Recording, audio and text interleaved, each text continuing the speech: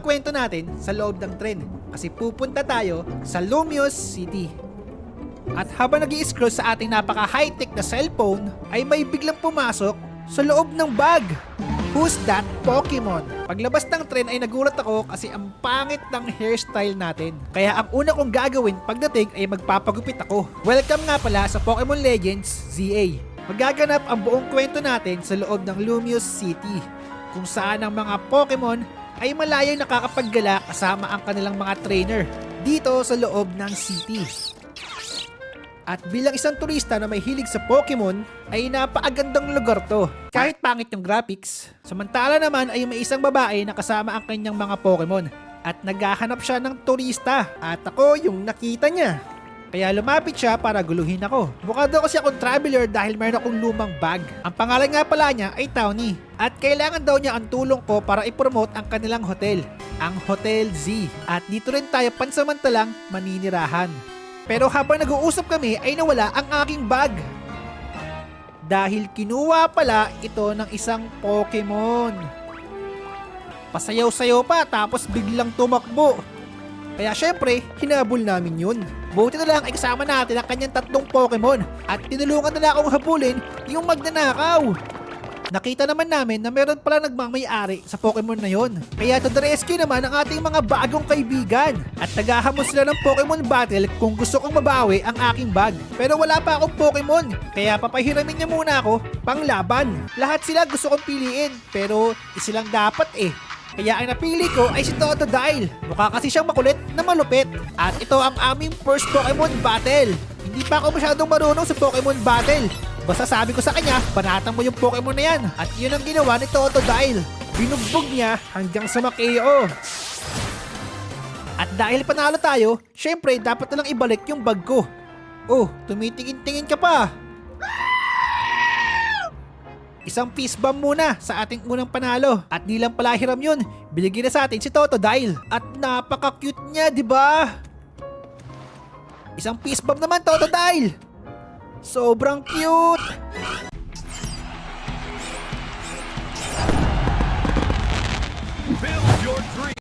Sobrang cute!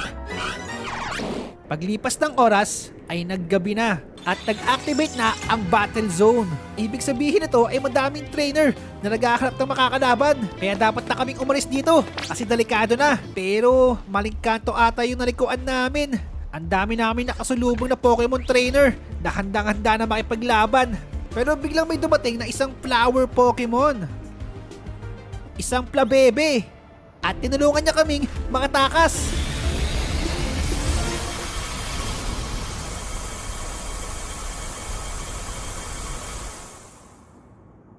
Sobrang lakas ng attack na yun.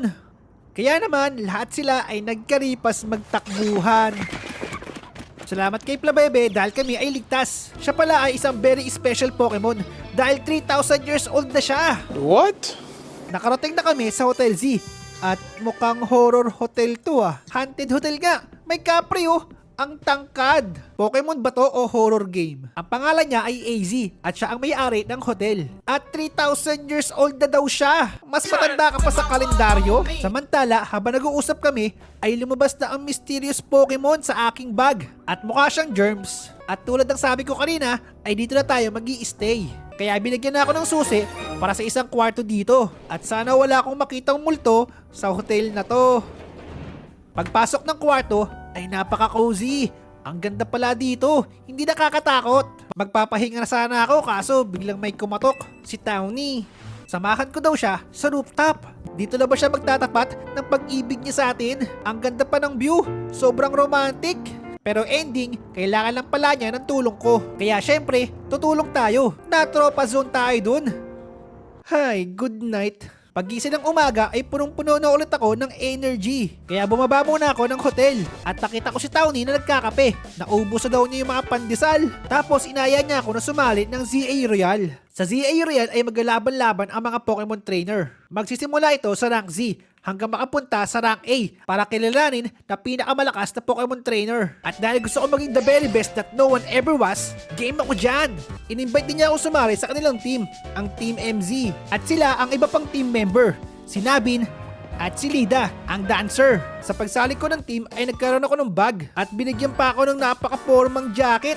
Ang lakas makapugi. Pwede ng model ng bench. Pagkatapos mag-picture ay gagala na tayo sa labas kasama si Townie. Masaya to, parang field trip. Ang social nga pala ng mga building dito, naka-wallpaper. Unang gala ko pa lang, pinapatalon na ako sa bubong. Ang first stop nga pala namin ay sa Pokemon Center. Dito tayo magpapagamot ng mga Pokemon. Ang ganda at ang bait pa ng nurse dito, si Nurse Joy. Nag-install na rin nga pala tayo ng Pokédex sa ating Rotom phone para ma-record ang mga data ng mga nahuhuli natin. Pagkatapos sa Pokemon Center ay pumunta na kami sa Wild Zone. Sa Wild Zone ay mas maraming Pokemon ang gumagala, tulad niyan. Kaya naman ay binigyan ako ni Townie ng Pokeball para hulihin sila. At ganito mang huli ng Pokemon. Babatuhin mo ng malakas sa ulo. Para may hilo-hilo, 100% catch yan. May mga Pokemon naman na kailangan bugbugin pa, tulad ni Vanellope. Masyado kasi silang palaban. Kaya panigurado, makakalabas lang sila sa Pokeball. At kapag umiikot-ikot na ang star, pwede mo na silang hulihin. At nanghuli pa ako na nanghuli ng iba't ibang klaseng Pokemon.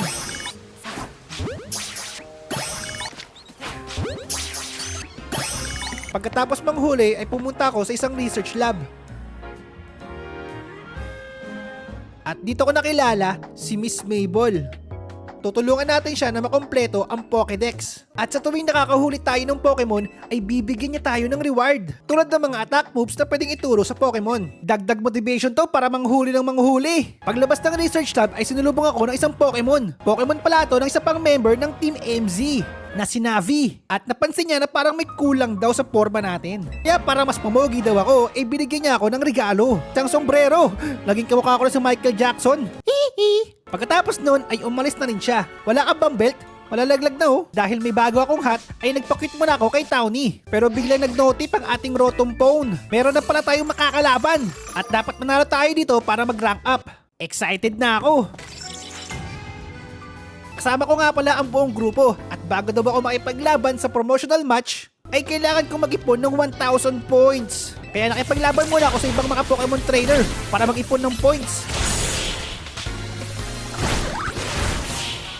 At nang matalo ko na silang lahat, ay nakaipon na ako ng 1,000 points. Pwede na ako lumaban sa promotional match. Pero dumaan muna ako ng Pokemon Center para magpagamot at dumiretso na ako sa meeting place. Ang kalaban pala natin ay isang taxi driver sa umaga at Pokemon trainer sa gabi. Mukhang mapapalaban tayo ng sobra dito. Basta driver, magaling na trainer. Nakakakaba yung first battle natin. Pero buti na lang andyan si Townie para sumuporta.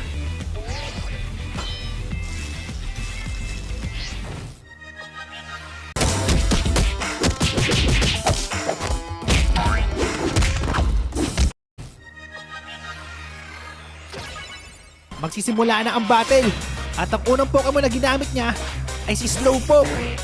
Kaya nilabas ko naman ang ating bagong huli na si Vanellope na may nananapak na tenga. Pagkasimula ng laban ay umatake agad ako. Pinampas ng tenga pero ang ihina ng damage ko.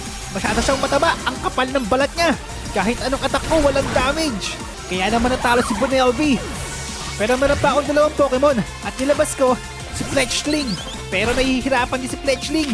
Tinamaan pa siya ng confusion at wala pa rin akong damage. Kaya nag-switch Pokemon muna ako dito at tinabas ko na si Totodile. Si Totodile ang ating pag-asa. Isang Pokemon pa lang yan pero nahihirapan na tayo. Sobrang dikit ang laban. Totodile, Water Gun, at Tackle. Sa wakas, bagsak na si Slowpoke. Pero dalawa pa ang Pokemon ng kalaban natin at nilabas niya si PG.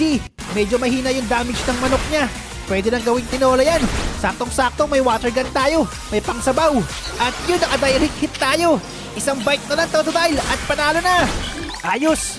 Mas malaki ang chance nating manalo. Pero mukhang ilalabas niya na ang kanyang ace Pokemon. At nagulat ako nang ginamit niya si Pikachu. Isang electric type Pokemon. At lugi tayo dito.